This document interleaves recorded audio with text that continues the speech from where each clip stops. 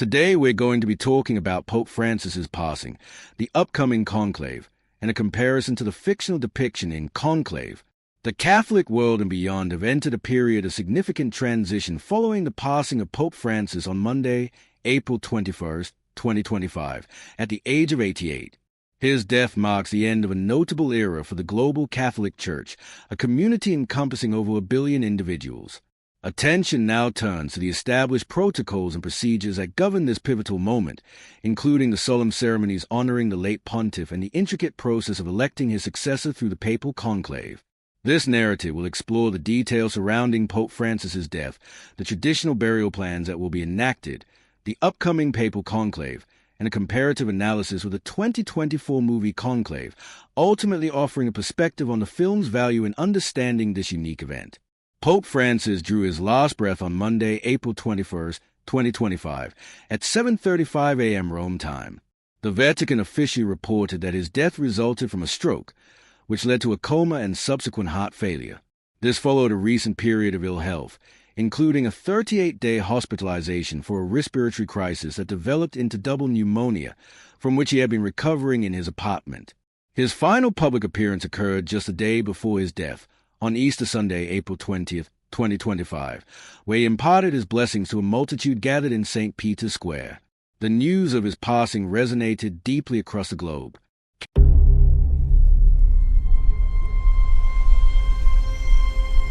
The Pope is dead. The throne is vacant.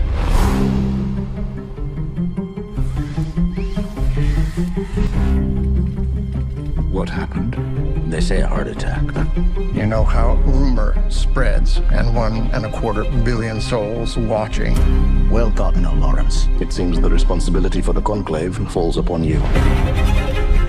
Catholic churches worldwide, from his native Argentina to the Philippines and throughout Rome, responded with the solemn tolling of their bells. Condolences poured in from leaders across the world, including French President Emmanuel Macron, who lauded Pope Francis's commitment to bringing joy and hope to the most marginalized. In Italy, flags were lowered to half-staff, and people congregated in St. Peter's Square to mourn. The Vatican held a rosary prayer in St. Peter's Square on Monday evening, marking the initial public commemoration of his passing. The death of a pope initiates a series of meticulously defined rites and rituals, steeped in centuries of tradition. The first formal step involves the head of the Vatican Health Service certifying the death, determining the cause, and issuing an official report. Following this, a ritual pronouncement of death is conducted, presided over by the Camerlengo, a key figure who manages the Holy See's administration during the period between popes, known as the Sede Vacante. Currently, this role is held by Cardinal Kevin Farrell. The Camerlengo also undertakes the solemn duty of sealing the papal apartments. Symbolically marking the end of the pontificate, the Camerlengo oversees the destruction of the fisherman's ring and the papal seals, preventing any potential misuse. The faithful will have the opportunity to pay their final respects as Pope Francis's body lies in state for 3 days in St. Peter's Basilica, commencing on Wednesday. In line with revisions to the papal funeral rites made by Pope Francis himself, his body will be placed in a simple wooden coffin, positioned facing the pews. This preference for simplicity reflects a consistent theme throughout his papacy. The funeral mass is scheduled for Saturday and will be presided over by the Dean of the College of Cardinals, a role currently held by Cardinal Giovanni Battista Re.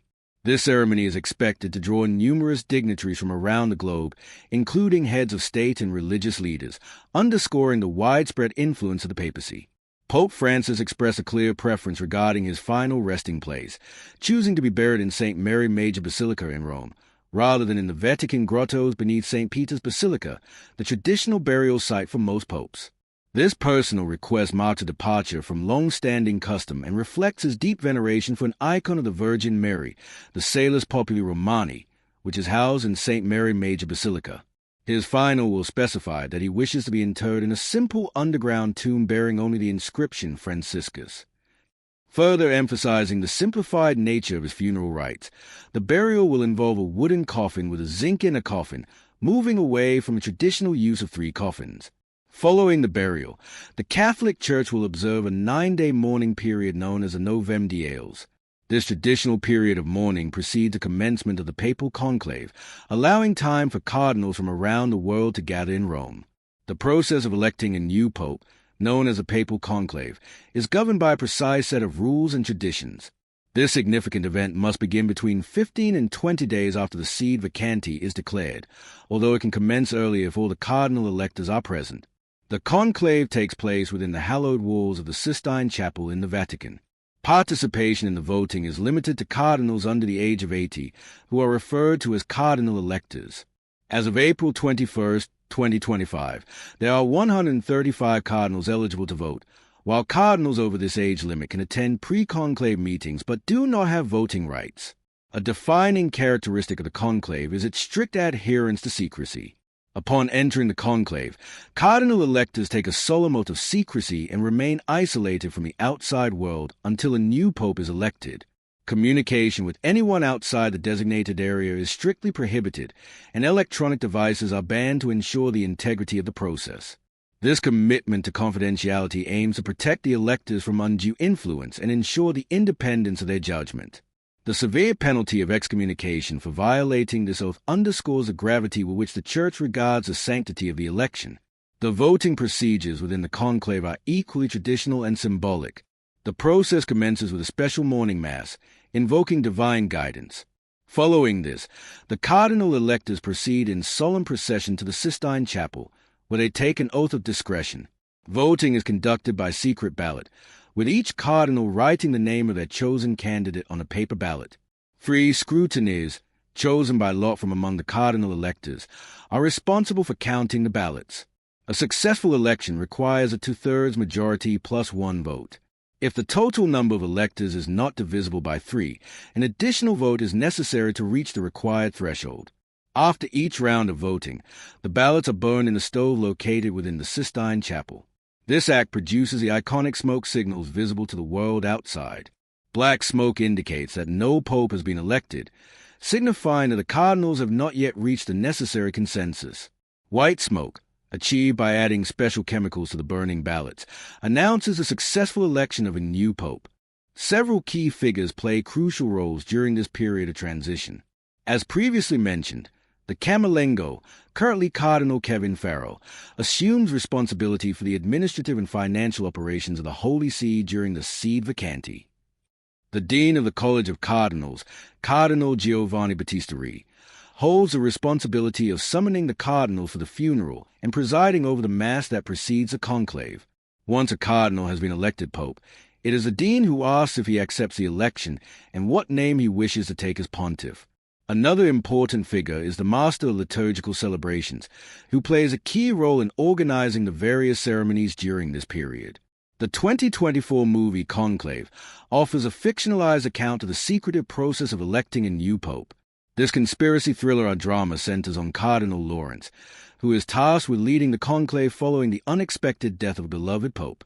As the cardinals gather within the confines of Vatican City in the Sistine Chapel, Cardinal Lawrence finds himself embroiled in a web of conspiracies and intrigue.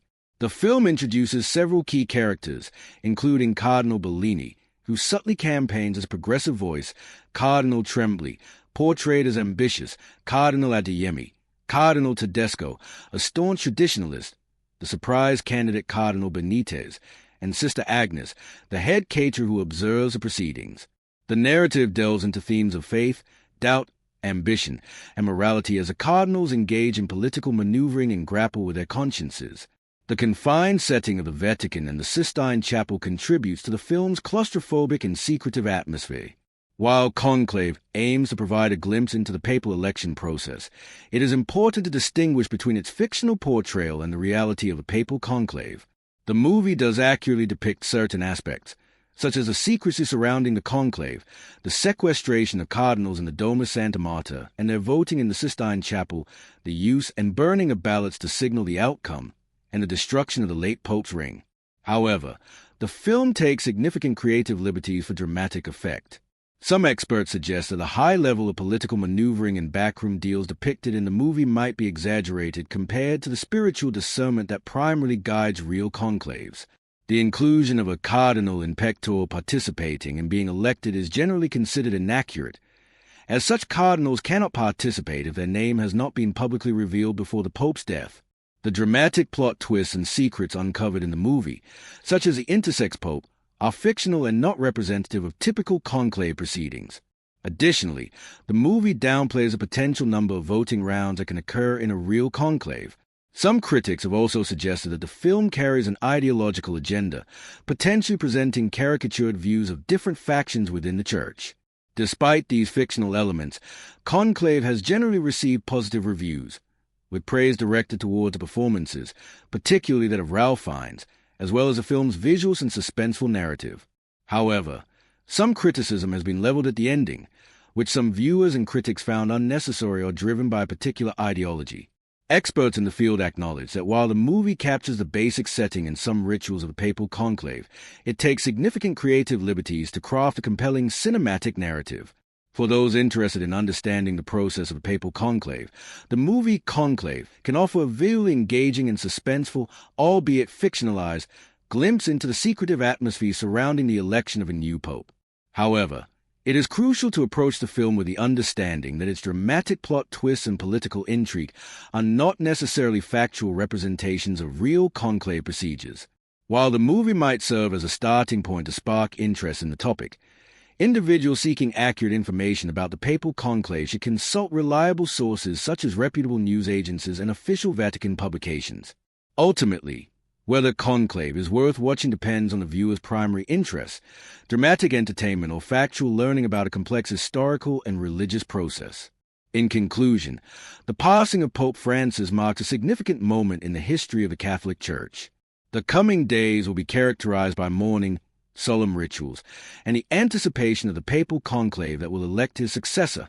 While the movie Conclave offers a dramatic interpretation of this process, it is essential to rely on factual sources for a comprehensive and accurate understanding of these important religious and historical events. The world now awaits the unfolding of the conclave and the selection of the next leader for the global Catholic community.